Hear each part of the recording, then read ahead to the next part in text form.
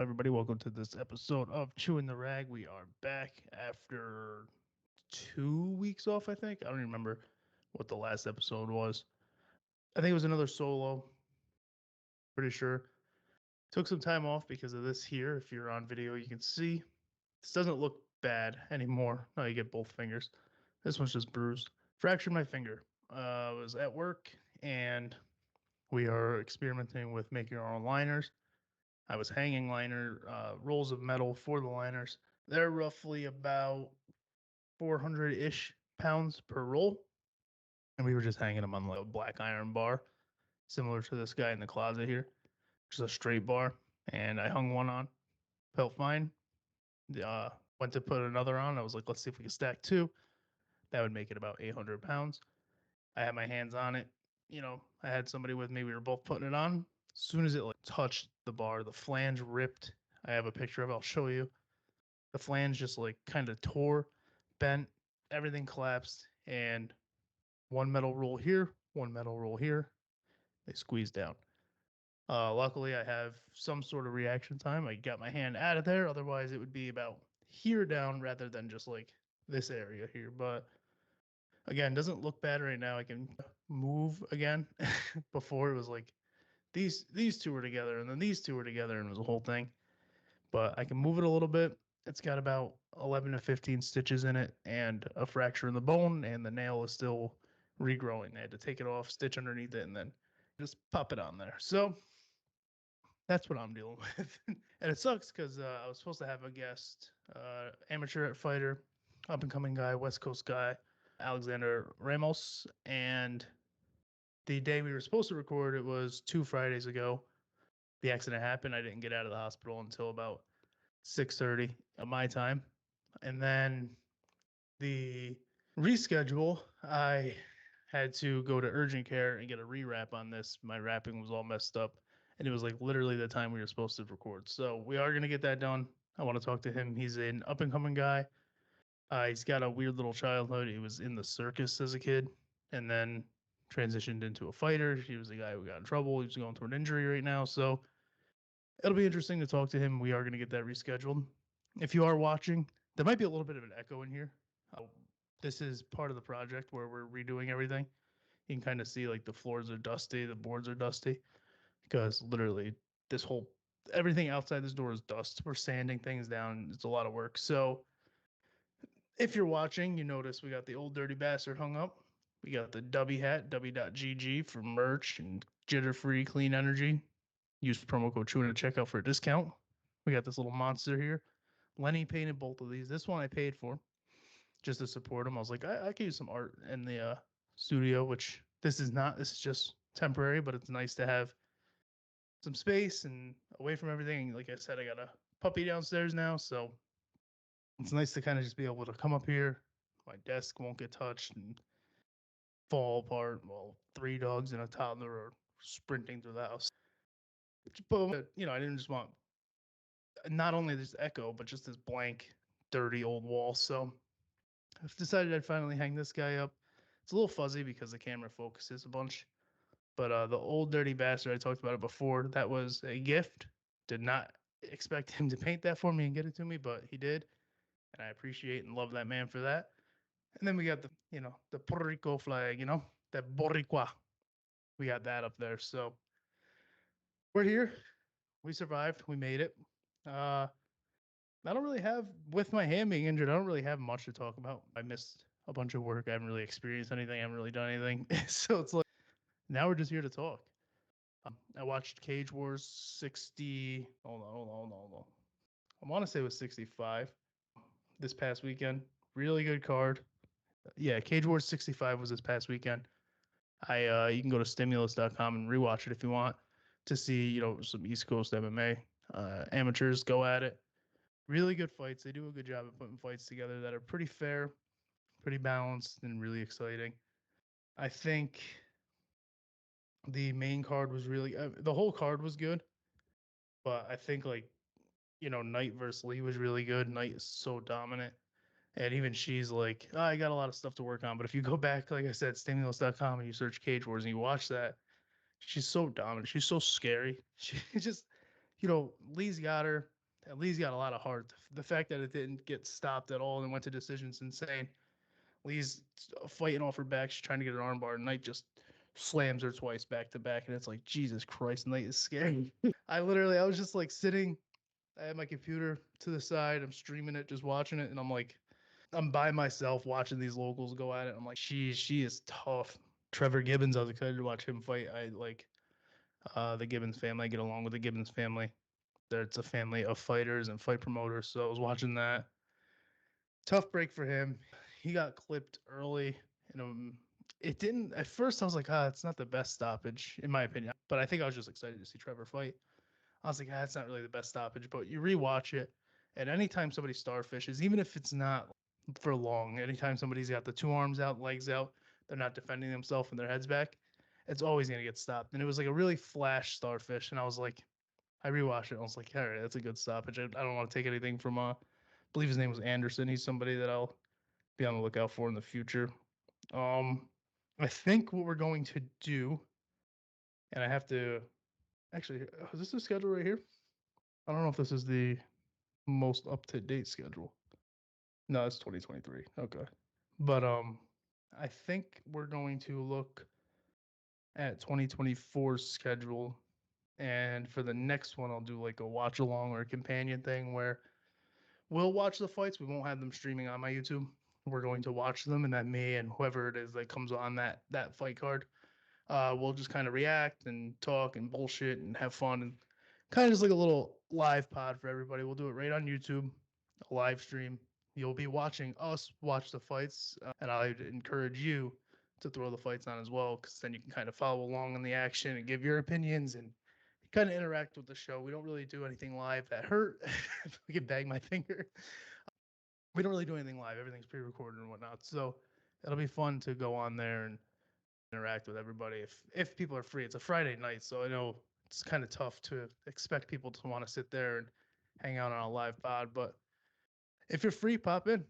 That'll be announced more sooner than later. It's just a matter of when's Cage War's next fight card and whatnot.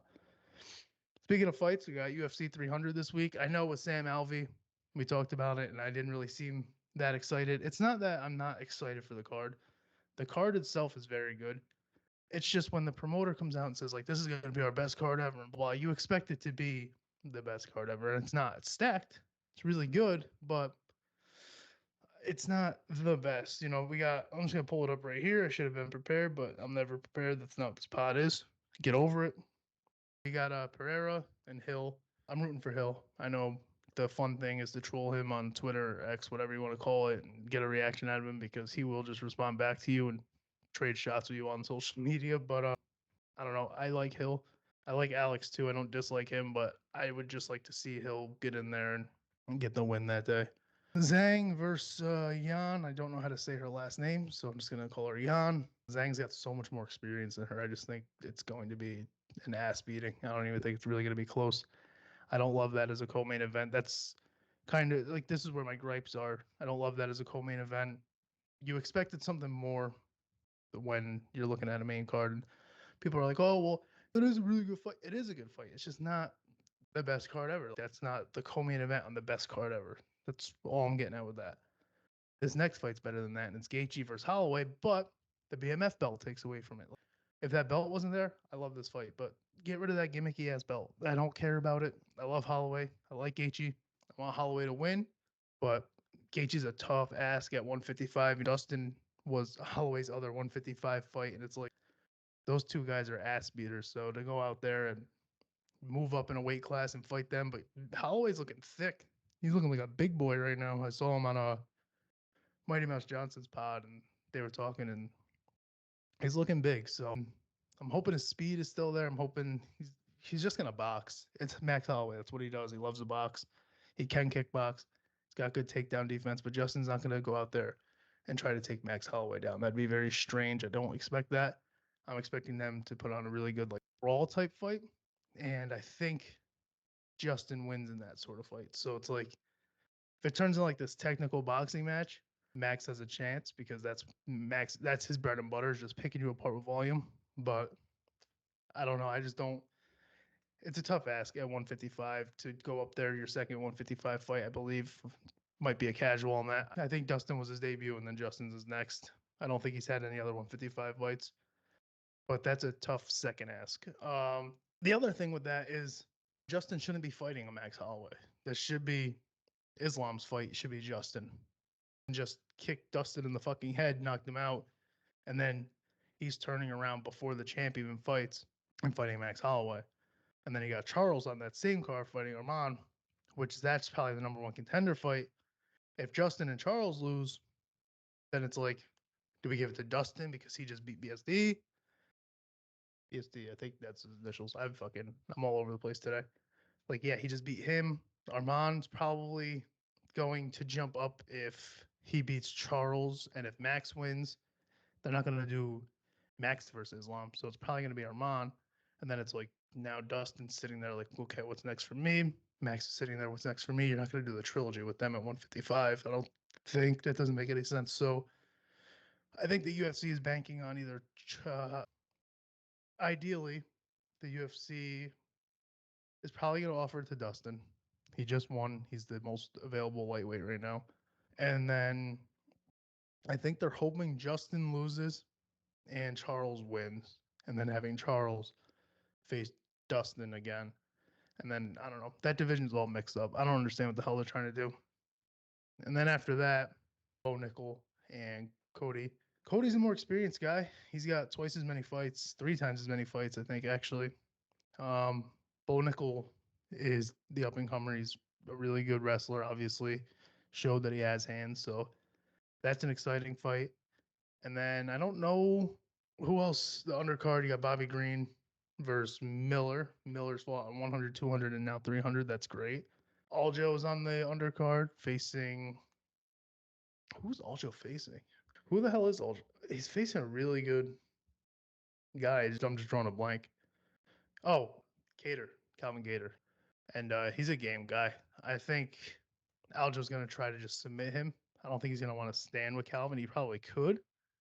But, I mean, you're moving up to 145. You're in that division now. I think he's just going to try to backpack him, choke him out, and get the fuck out of there. That's my guess. I didn't realize that Bobby and Jim Miller were the early prelim. They're not even on the prelims. That's kind of crazy to me. Who the hell? Holly Holm versus Kayla Harrison, I guess. Makes sense. Then you got Jiri. I would have probably moved the Diego Lopez fight down. I do like that Bobby and Jalen Turner are on the same card. And Jalen Turner's facing Moicano. So, and then to open up the whole thing, the early prelims is Figgy versus Garbrandt. So I don't know. I guess it is stacked. It is a great up and down card. I just don't know. I think the order's a little weird, even though I understand a lot of it. And I don't like the co-main.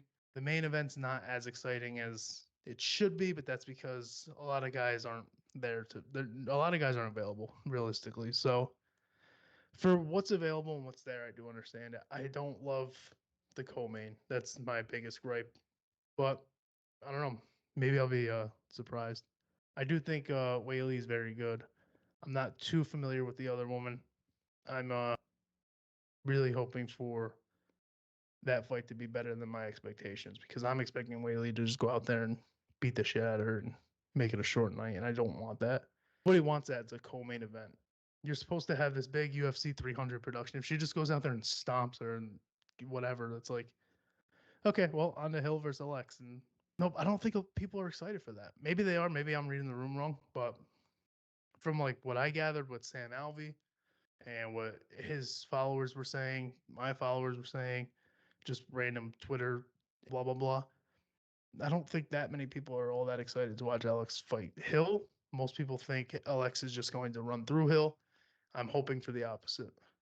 I got a fucking primary. I had a primary care. I haven't had a primary care doctor since 2000. My debut fight is when I had one, which was 2015, I think. So you're looking at like almost 10 years. And it's so funny because you go to a primary and they're like, so do you have a primary? And I'm like, no, not for a while. They're like, okay, like 5 years. I'm like, double that. Like, the only reason I had a primary then was so I can get blood work and whatnot and just make sure I was fit for the debut. But it was nice because, I have a family history of like heart disease and high blood pressure and blah blah blah. And I've always been on the cusp. I've never been high, which is good.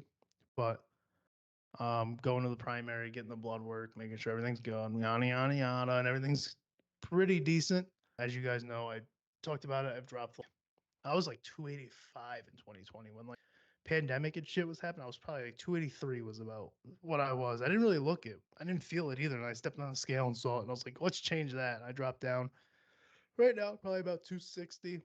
I think what I'm gonna do, and I'm lucky enough where I'll change my diet and I'll work out a little bit and I'll drop down. I think I'm gonna do like 220 walk around.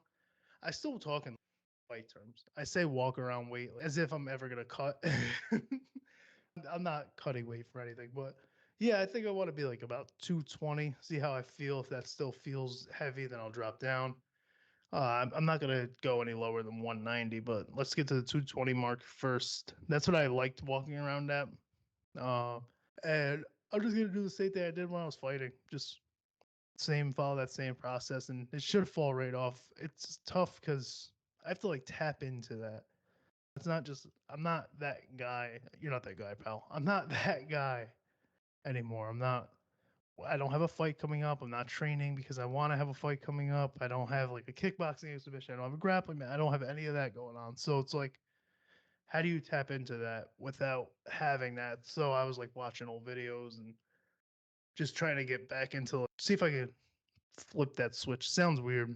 It's not like I was like a professional or anything. It's not even like I did it that long, but it was a switch. It was something that like you have to turn on because you have to be a different person. I don't need to like tap fully into that. I'm not trying to like be pacing my house and like fucking just shadow boxing, tapping my fucking legs like I'm ready to go. I'm just trying to like, find that one little, just a sliver, just that little fucking sliver of that guy and bring him out and be like, all right, go run, bitch. All right, go downstairs, hit the bag, bitch. Go lift, bitch. Do something, bitch. Eat chicken, bitch. You having pizza, bitch? Slap that bitch out of your hand, bitch. That's what I gotta find. I gotta find that guy who's like just in my head all the time, fucking watching every move I do. Every step I take, every play I make, it'll call me fat. Oh yeah, I got a question in Discord. Let's see. Questions for the pod. Also, go to chewintherag.com if you ever want to submit a question or email me at chewintheragpod, chewintheragpod@gmail.com. Send me questions on Discord. If it's something a little more private, or you don't want people to know who's asking these questions, you can send me it right to the email, chewintheragpod@gmail.com. But if you go to chewintherag.com, that's where our Discord link is.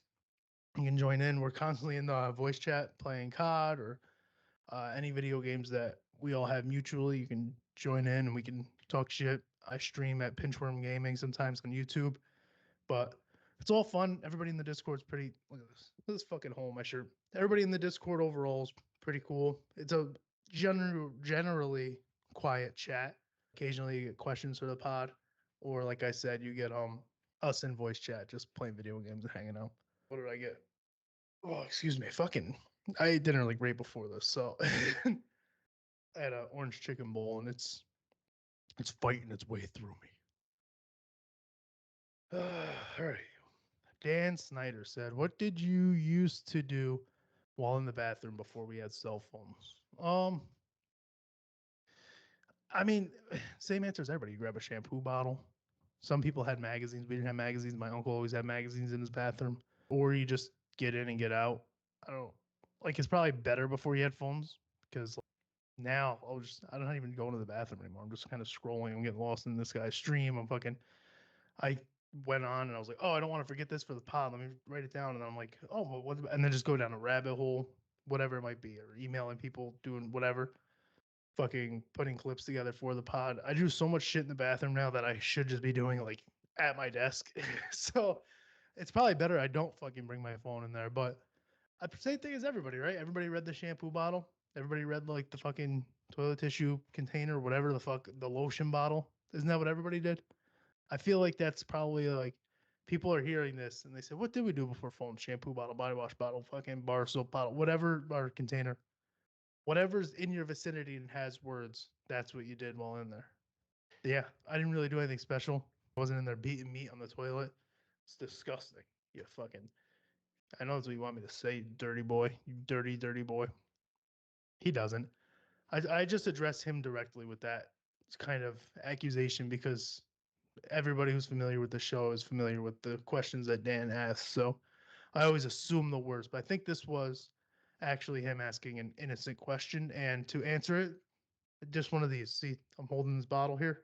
Total carbohydrates, 2 grams. Not bad. No, no, no. That's all I did. It was just body wash. Which you ever read a body wash bottle? You can't even pronounce half the words. I don't even know why I fucking read them.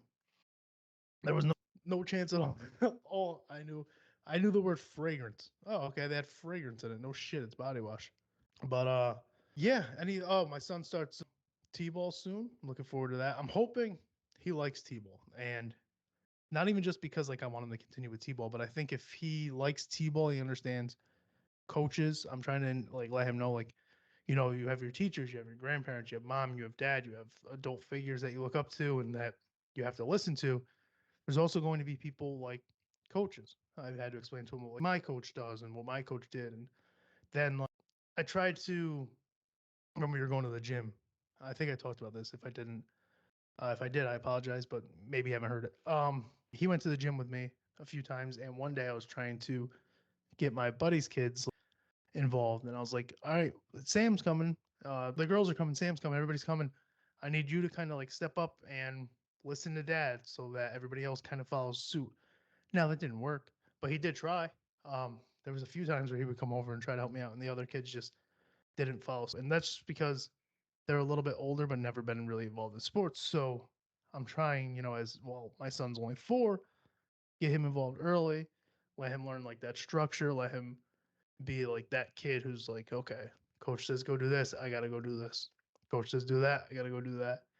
And you gotta support my teammates. So I'm trying to get him to do that with me when we go to the gym. Be like that team guy, that leader. That's to say and be like, that's what I was, but like that is what I was. My coach would text me when we had fights, and he would say like, hey, I need you at the gym. Like, you know how to go with these guys, not going too hard, but not going too light. And you push these guys, and they see you work, and you're not really like I'm not a big like this big fucking what's up, dude? But like I would go in there, just put my head down, and I would just work, and it didn't matter if you were bigger than me, I was gonna go just as hard as I would if you fucking were smaller than me, and that's just what it was. And I was always good with like making the new people comfortable, but also just getting shit done at the same time.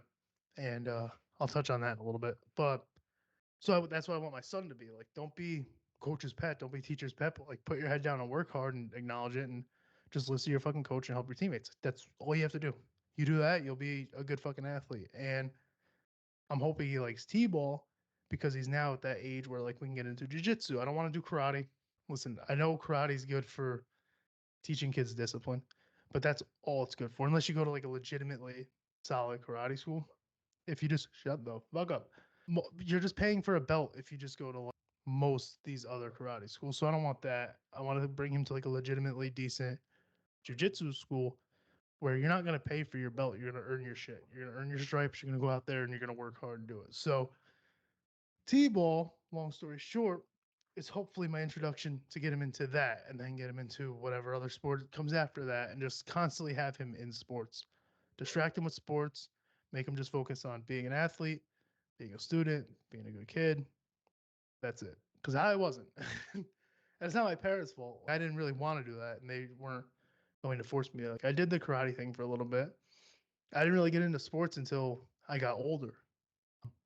I tried out football, but I didn't like the position they put me in. I think I talked about this before, and I didn't understand that that's just kind of what they do when you're a kid. You're not going to go out there and just be a running back. You're kind of going to get bounced around. They have to figure out where your strengths are and whatnot. I didn't know that, and now I do. So when my son's old enough, if he wanted to play football and they put him at fucking tackle and he's not a big kid, it's like, buddy, don't just stick with it. Listen to your coaches. You can get other shit done. So that's my whole thing with that. What was I saying? Oh, I remember we did a raffle at the gym for bullied kids, and this kid, he's like a little 16-year-old Asian kid, really nice kid. His dad was Army, and I never met him before, but he did a couple one-on-ones with my coach with this raffle. And then one night I was coming in, and because he just wanted to acclimate him. You're bringing a kid who's been picked on and bullied, into a gym, you don't want to surround him with a bunch of guys who kind of know what they're doing. Who just want to get through class. So he would do his one-on-ones, and then we'd have class after. The kid wouldn't stick around. But the one day, class, a bunch of people didn't make it. It was just me. So I told the kid, like, just stick around. You're fine. I'm not gonna hurt you. You're good. And he worked out with us, me, my coach, and him. It was just us three, and uh, we went live grappling at the end of the. We did live grappling at the end of class, and his dad was coming in to pick him up, and we're down there, and we're wrestling, we're grappling, and I get on top of him, and I look at his dad. Like I said, his dad's military. This is a quiet kid who's been picked on. Way smaller than me. I was not just literal size wise. Like he was a tall, lanky, skinny kid. So he was much smaller than me. I'm a bigger guy, and this was when I was like training to fight. So I'm on top of him. I have him in a hold, and I just look at his. I whisper to him, I was like, "You like that?" I just like teasing this kid. And then I looked at his dad. I was like, "You ever see your son get wrestle humped by 200 pounds of sex?" And the kid's just under me. He can't really move. He's not tapping because I'm not squeezing. I'm just kind of holding. And I'm direct eye contact with his dad. Never met this guy before. Never met this kid before. I just knew the backstory from my coach. And I had to see how he would react. So I'm going to be myself in every situation. And that was me be myself. And I was like, I don't think before I do things. I just did it.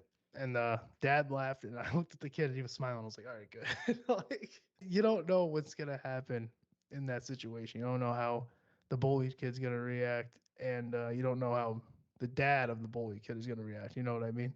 But I think dad being military definitely helped. He's probably familiar with those sort of jokes and just the camaraderie with that. And then the kid doing the one-on-ones up until then definitely probably helped as well. So that's all.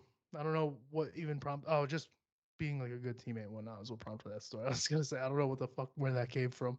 It's actually funny talking about all this MMA stuff and everything because literally the last cage fight, MMA fight, not because I did some kickboxing and a grappling match after this, but uh, April 9th, 8 years ago was my last MMA fight, which is kind of flew by, which is insane. Did not expect I like hopped on Facebook and checked memories. I was like, Jesus Christ, that was 8 years ago, which means the debut was like 10 years ago. So the way I'm talking about like this weight loss and doing everything, and I'm like, yeah, I'll just do what I did before as if it hasn't been 10 years and my body probably hasn't fucking changed enormously since then. But we'll see. Hopefully we'll notice it from this episode and then in a few weeks everything looks a little slimmer and trimmer, you know? But you gotta heal this hand before I do it. I can do fuck you curls. I can lift like 10 pounds with the middle finger up. That's about it. I can't do anything outside of that. They said like I was like 15 pounds or like 15 pounds is probably your cutoff. I was like, that works for me. I could do that. I can handle that. I can run and ride a bike and do everything else. So that's good enough for me. But dog's losing his mind. It's fucking annoying. So I think I'm out of here. I think my son's outside playing and he's not, so he's just kind of barking and watching. But it was good to be back. Nice little 2 week thing. Yeah, I don't know. Just remember chewintherag.com for merch, w.gg for your jitter free clean energy, and we'll see you guys next week.